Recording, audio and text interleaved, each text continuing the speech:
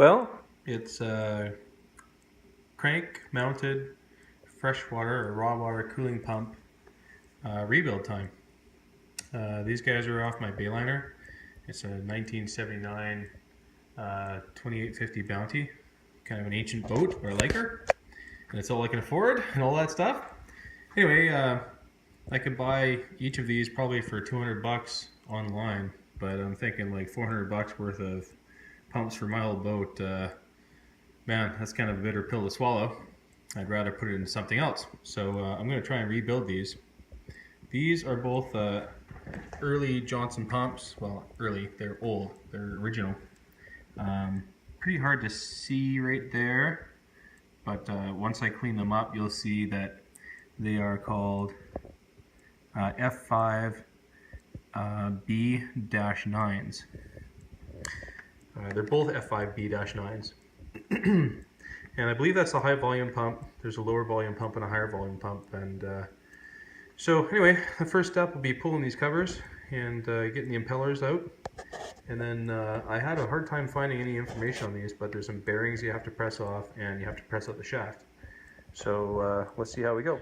Okay, so the first order of business is to take these 4 screws out. There's a gasket underneath which we'll be replacing, and there's also the impeller in that cavity. Okay, so why am I rebuilding these in the first place? I forgot to go through that. Normally sits on the engine like that, and in this wheat area right here, you can see there's a bunch of gunk and crap in there. Well, I think what happened was somehow these got run without water in them for a little while. I was trying to push water up from a leg-mounted kind of hose mount on dry land there, and it didn't work out so well. So I'm pretty sure I cooked the seal in there. The other pump I think is just old and was leaking from this area as well. It's leaking water. So anyway, it's kind of gross, and it gets kind of a black stain all over my engine bay, which I'm not crazy about. But you know, the pumps themselves are still working, so we'll see what the kind of shape the impeller's in. But my suspicion is they're probably okay. But I'll replace them anyway, as just a matter of rebuilding them and making them 100% for the future as well as for now. So anyway, that's the reason why I'm doing this. They have a very good reliability record, and it's kind of unusual to have to redo the bearings and stuff, at least for quite a long time. And the impeller change on these things is really super simple, as you'll see. So I popped the top here, and there's a little silly kind of papery gasket that sits on the back side of the cover. The 4 screws are sitting over there, and here's what the inside looks like. So the impeller looks in good shape. I guess this is all I can say so far. I'm going to pry the impeller out. Should be quite easy to come out, and then we'll see what we've got after that. Okay, so the impeller is pretty easy to take out. You just pry it up. As you can see, it's got a knurled inner ring there, and it just fits on the knurled shaft right there. Real straightforward, hey? Down on the bottom there appears to be a seal, and it looks like the next step is going to be to press the shaft out from the top. So I'm going to have to relocate the outside in my hydraulic press. Okay, I'm going to have my assistant spin this.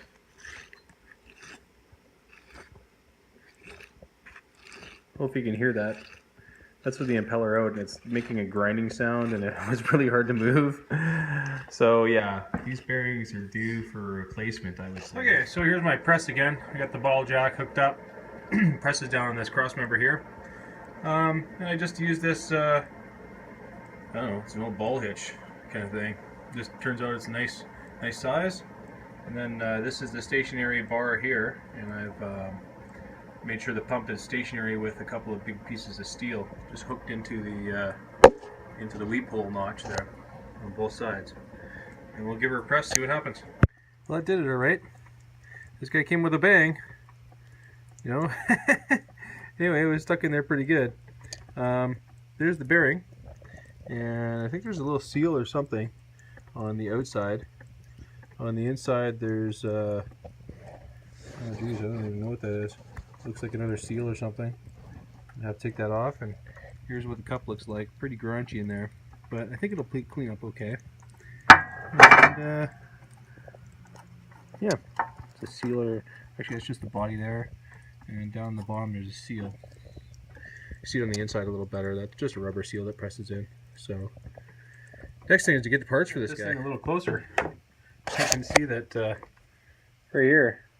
This is the second bearing race. The second bearing is gone.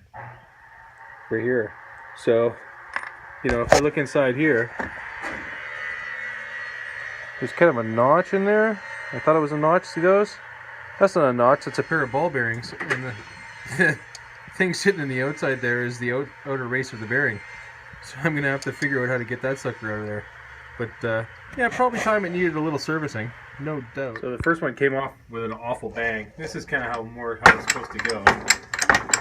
You can see I'm working jack handle here and push it down. Push it down. Just about done. It always does that. Everything falls apart. Anyway, there she is. This one looks a lot better. Much, much better inside. Where's the other end of it? And there, like I guessed, there's two bearings. They are not happy, but at least they're there, as opposed to the other one. Pretty funny. So now I just gotta find a rebuild kit for them. We'll get them done. Next up on this guy is to go down and get that seal. What can I say about it? It's got a spring on it. Looks like a bearing seal, but it's a water seal. And I think I'm going to just go right on the edge there and try and tap a screwdriver in there and pry it out. I'll definitely be destroying it as I take it out, but I think that's pretty well normal. I didn't even have to tap it. I just, well, I hope you can see that. I went down in there with a screwdriver and just pried it out. It'll pop out in a second here. And there it is. Focus, focus. Focus. Anyways. It's just a water seal. And the cavity looks like that. It's not bad at all. So once you get that water seal out, there's a little washer guy that the seal butts up against. And it can get stuck in there. This one was stuck in there pretty good. And all I did was I just flipped it over to the bearing side. Just give it a little pop. It took a little more than that the first time. But it pops out of there. You can see there's not a lot left in there. It's all empty space. And you sit on the other side. There's a little spacer. It's like a washer. I think it's just for that seal to butt up against and not move. Give it like a nice flat surface to butt up against. Well, this race here is being a little tricky. It's stuck in there real good. And as you can see, I don't know if you can see it right there, but that's the top of it, just sitting inside the housing there. It's really hard to get an effective hammer shot on that race from the other side. There's no lip you can hit against. So what to do? How to get it out of here? I tried heat and tapping it just on that lip there, just on the inside of the race, and it wouldn't budge. So next step I think is maybe this is a job for the Dremel. I'm going to try and cut it, being very careful not to damage the outer housing there, and maybe I can pry it in if I can cut it in a spot and then get it to release and come out. And well, that ended up being an interesting process. I took my electric die grinder, otherwise known as a router, and cut a groove in the race there, and cut a groove in the race there, and then I was able to get a screwdriver in, and with it loosened up, I got a screwdriver in from the other side, and finally it tapped down and it's coming out. One thing to note is there's a little piece of rubber in there, so I think there might be a seal on the inside of the bearing, like an oil seal. I'll have to confirm that. I didn't see it in the other one, but maybe it was just so bad that it's worn out and gone. So anyway, looks like I got pretty good success with that. I'll take it out the rest of the way, and hopefully I didn't mar any of the surfaces in there. Well, it looks like I got away with that one. Pretty awesome, actually. I got a little nick there. Everything else looks pretty good. You know, there's a tiny little scrape mark there. But I'll just take some memory cloth or something and just round those out, and it'll be ready to go. One thing I wanted to point out is I didn't want to hit this too hard because this is soft material, and if I was to hit it hard, I might distort it. And I think maybe a lot of guys do that, and that's why they when they rebuild them, they have problems with them being wobbly and stuff when they put them back together. So yeah, you guys gotta, I'm pretty sure, just respect the fact that this is soft metal and try not to hit too hard. And there you go. Yeah, this is the shaft that came out intact with the two bearings, and I see there's actually an O-ring on the inside there. So that's where that rubber was coming from that I saw on the other pump housing. Once this O-ring comes off, then I guess I'll get a puller and try and rip these bearings off here. Here we go on my attempt to pull these bearings off. Pretty simple 3-jaw puller. It's nothing like expensive. And just got it hooked up underneath both bearings, so we'll give them a pull and see what happens. I might have to put some heat on them. I'm not sure. I got a little crack sound. Crack! And these ones are pulling off just super nicely. So I'm so excited about that. And after I get these off, we'll take another shot there, see how the shaft is, and then try and get the other ones off from the other pump. So there it is with the shaft cleaned up. I haven't touched it yet, but you see it looks pretty good. I had no problem at all with that. There's a couple little scratches on it, but I mean I can't feel them with a thumbnail, so they're very, very shallow. So this one looks like it's a good candidate for rebuild. Okay, shaft number 2, same process. Let's see if this one comes apart nice. Oh, the damn thing broke apart. I guess that bearing was on its way out after all. Ah, crap. Well, as you can see, it left behind these 2 inner races here. I'm going to try and get the puller on them, maybe heat them up a bit. I sure hope they'll pull off for me. If they don't, well, I'll have to cut them off somehow. Shouldn't be too bad a job, but I'd really like to pull them if I could, to make sure I don't scar that shaft. Okay, it's been a little while, but I got some parts in, which I'm pretty happy about. This is one component from the kit that I got. This guy here, I'm not sure if you can see that, but it's a, geez, is that a 5 or a 6? It's a 6, I thought it was a 5. Okay, 6203RS is the bearing type. And here's my shaft. All nice and cleaned up. Obviously I got to press these bearings back on here. And gonna need a bit of a tool to do that. And the tool is this piece of pipe. It's big enough to slide over the shaft, and small enough that it makes contact with the inner part of the bearing here. Obviously you don't want to be pressing on the intermediate part or the outside, because that'll stress the bearing, mess up the seal, the pre-lubricated seal thing here. So yeah, definitely want to make contact with this only. But that pipe does it. I think it's about a, I don't know, 1-inch pipe or something like that.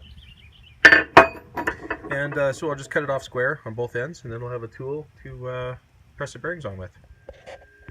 Okay, one more little thing about pressing those bearings on. A method I learned from my father is to throw your shafts in a freezer. And what that does is it makes the metal cold, obviously, and it contracts, which makes pressing on the new bearings quite a lot easier. And I'm all about the easy, because if they go on easy, they tend to go on straight, which is what we want. We don't want them to kink off either way. So in the freezer they go, and I'll leave them there for 20 minutes. The most important part about this is that lets me have a coffee break, which I'm all about the coffee. Okay, here we go with the press, and pretty simply press it down. It's really good. So you can see it up and down. Okay, I'm getting some pressure on the jack, which means it's seated. Number 1 done. Okay, there's the second bearing pressed down. And it's seated right down in the bottom. Looking good. Okay, so here I'm inside again. I got both sets of bearings on. Just absolutely loving it. Next thing is to go to the rebuild kit. Put your O-ring on there. That's where the old one came off of. Looks like there's a little spot where it used to ride. After that, a couple more things in the O-ring kit here. Or, sorry, the rebuild kit. Got this this guy here. And as we know, that fits inside here. So let me get in there. And it creates a nice flat spot for the seal to butt up against. Next up is the seal. Goes in like so. And I'll just press it down in there. And this thing's ready to assemble. Okay, the seal is installed. Looking good, nice and flush. On the back side you can see it's pressed up against there and just extruding from that inner plate there. Just a little bit proud. And all that's left is to slide it on, press the housing down over the bearings. After that we put the impeller and stuff in, and that's it, man. Okay, I pressed the housing down and it looks really good. Spins just fantastic. I installed the impeller. Pretty straightforward to do that, just press her in there. Next up I'm just going to clean up the faceplate. Select the correct gasket and install it, and that's it. They seem to run really straight, really true. I'm very happy with it, and hopefully it'll work for years to come.